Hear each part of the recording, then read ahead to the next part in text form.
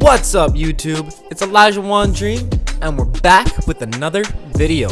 So this is a little bit of a couple-week-old gameplay. It's the King of the Court, the very last King of the Court event. I only got to do about 2 hours of it, hour and a half of the total 4 hours that it was available. I just got home and I was like, alright, I've never done this event before, let me try it out. But I know it's full of like slashing post scores and like 7'3" builds, pure rims and stuff like that. But I think I ended up going 12 and 12. I got to the third round probably 3 or 4 times, but I wasn't able to actually ever win the event. With the people that I lost to, they were usually elite 3s, and they were 7'3" builds or pure rim protectors. Those are pretty hard to play against, but right here I'm going against a slashing stretch, I think it said it was, and he's pretty small, so I just went to town on him. But I wasn't going to show you guys any of like the gameplay against guards and stuff like that. I don't know why I would. If that's a mismatch, and like if you lose to a guard and you're a big man, especially a post scorer, that's pretty bad. But some of the guards, they had some nice shots on me and stuff like that. Like they got their own, but they never beat me and stuff like that. This stretch had a really hard time. The only people that I did lose to was the 7'3" post scorers that they'd have the ball and they'd get 4-0 right off the bat, and then they got their takeover, and there's nothing you can do about that. Especially me being 6'11", I don't have the wingspan or the shot contest rating to affect 7'3s enough yet. That's why I wish I would have went 2 ticks above default so that I can get better contests on 7'3" builds and make them miss more, because I get a lot of garbage made over top of me, and that's because of my wingspan is at default speed and the fact I'm 6'11". I do get it. It is a mismatch. Yes, they're 7'3", I'm 6'11". But I mean, some of the stuff that they make on me is just ridiculous. They'll put up like 6 pump fakes, and then I'll just be hands up defense, and then they just go right over top of me and make it. And then if I do that, that's a complete miss. I actually do it one time in this video, and I actually ended up making the shot. Oh, I was so surprised I ended up making it, because normally I miss a lot of those contested layups and stuff like that. But then you'll hit something crazy like that, and the next time you come down the floor, you'll do like a Euro step, or you'll do a pump fake, and you'll go up for the layup, and it'll say that you're open, and then you miss it. And it's like, well, what? Like, how does this make any sense?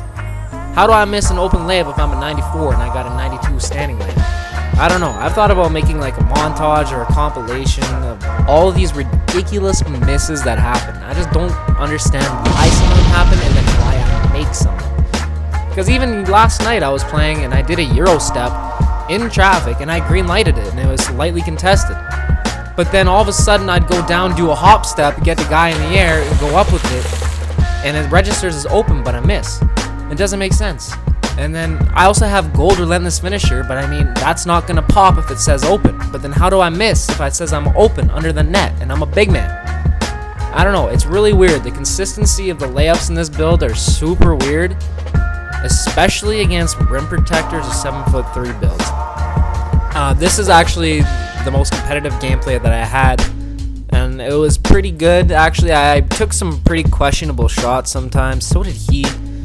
He's a pure rim protector, and he's got Hall of Fame defensive stopper and all that. So it's gonna affect all my badges. It's not gonna let me have any badges, especially difficult shots and all that. I don't know what I was doing right there. I guess I wasn't playing for some reason.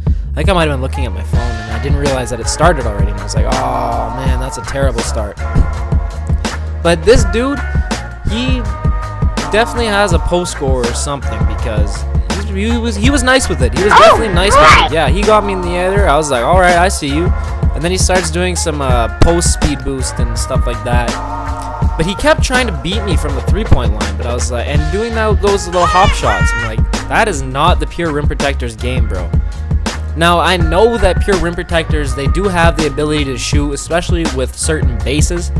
And this guy was using base 24, but your 3-point rating as a rim protector is still only 50. Go ahead and beat me from the 3-point line. I do not care. That is fine. Shoot all the 3s you want. I'm going to give you that. That's just not the right way to play if you're a pure rim protector. But I understand what he has to do, because he's not going to make crap against me inside. Especially I just do hands up defense, because he's not 7'3", but he is a powerful rim protector, 7 feet or 6'11". I'm not quite sure. My afro makes it look a little bit deceiving, so I think he might be 6'11", but I took some really stupid shots too, and right there I'm just like, that was a terrible play. But that was my game plan anyway. I realized, okay, this dude wants to shoot a lot of threes. I'm gonna make him beat me from the 3-point line. And like his speed boost, post speed boost, I should have recognized that a little bit better. But we're all human, we all make mistakes. That one there, he got a heavily contest on me. That's why I struggle against rim protectors quite a bit. You can run out, rush out on them pretty good, and still get a contest, even with like creating space like that. That's pretty frustrating, and that's what causes a lot of missed layups for me too. Even as just a rim protector is standing like in the key, it somehow affects my shot even if he doesn't put a hand up. That's when it registers as open, but you miss. I don't know if I'm the only one that experiences this with my build, but I'm 6'11", so I don't know if you guys experience this or these problems with 7 feet shot creating post scorers or anything like that. But I always have layup and dunk boosts on, and my jump shot boosts and my rebounding boost. I have 3 boosts on at all times, no matter what, because I find those are necessities to have: rebounding, dunks, and shooting, and layups. Makes sense, right? But then if I get 12 boosts per category, I'm never complaining about that. I'm alright with that. So I don't know how I keep missing these kind of ridiculous layups, and I did post a clip on Twitter last week, I think it was, where I made a great offensive move. I got a pass down low. I'm like, all right, these dudes collapse and they jump pretty much every time. So boom, I get a pump fake. I get 2 of them in the air. I proceed to go up with it right at the net. And of course, like I've said before, I miss it.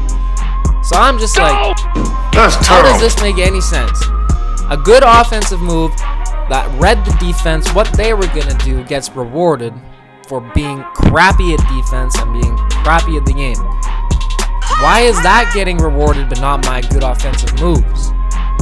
Now, I don't know if it's just the algorithm or what in the game, but it is very frustrating, and I don't really understand what goes on there, or how that happens and stuff like that, but I tweeted it at Mike Wang. Hopefully he saw that, or other people have been telling him, hey, you got to fix some of the consistencies of the inside scoring, because a 92 standing layup, and if you're open and 6'11", it should go in every time. This is a little bit of a rant video, but it would just be so much nicer if I could actually finish open layups and not question if I'm going to make a layup or not almost every time I go up. Because I've made some pretty contested layups, and then that stuff like that happens to me that I miss, and I'm like, what? Because I would way rather take all my open layups and make a heavily contested one. So if I miss a heavily contested one, alright, that's fine. That's on me. I took a terrible shot. That is my fault. Nobody else's fault but mine. I just needed to get a pump fake in there and do something. That was a terrible take. I did not mean to do it like that. I don't know if you guys have ever done double tap square for the spin and then just do pump fake. That's what I was going for in that possession or that play, but it didn't work. And like I said before, this guy's trying to beat me by shooting threes, so I was like, go ahead, bro.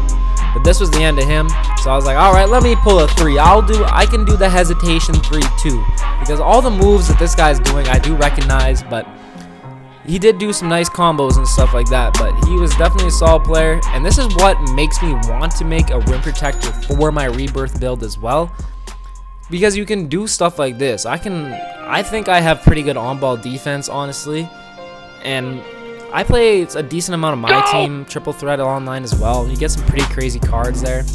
I'm always playing on-ball defense because I want to get better at defense. I want to be able to guard up. I want to be able to create turnovers like that. And it frustrates the hell out of people if you can play great on-ball defense. They don't know what to do sometimes. One defensive tip that I can tell you guys is to always take away the baseline. I find that players drive baseline so much. There's a huge tendency in a lot of players to go baseline, so try and take the baseline away. And then once I got my shot creating takeover and my post scoring takeover in this game, it was a GG. I took a terrible shot right here though. I don't know why I decided to shoot a 3, but I did decide to shoot a 3. I was like, oh yeah, I can hit this, but then I absolutely brick it. And thankfully, I got the offensive rebound and I made this ridiculous little baby post hook. I don't know how that went in. And thank goodness he fouls me right here after my controller dies too, because I was just trying to turn it on and get it going. Otherwise, I thought he was going to reach and steal the ball from me. I need to get new controllers though, because they seem to die every 2 hours. I don't know what's going on. I've even left my PS4 on to make sure that they're charging, but nothing seems to be working for me. So I think I might have to get some new controllers. And then right there, I'm just ending this game. This game was ridiculously long. Too much back and forth. I'm just ending it. Give me a post spin. Get out my way. Let me dunk the ball. Anyway, guys, I hope you guys enjoyed this little King of the Court gameplay. If you want some more, hit that like button. If you're new, subscribe, and peace.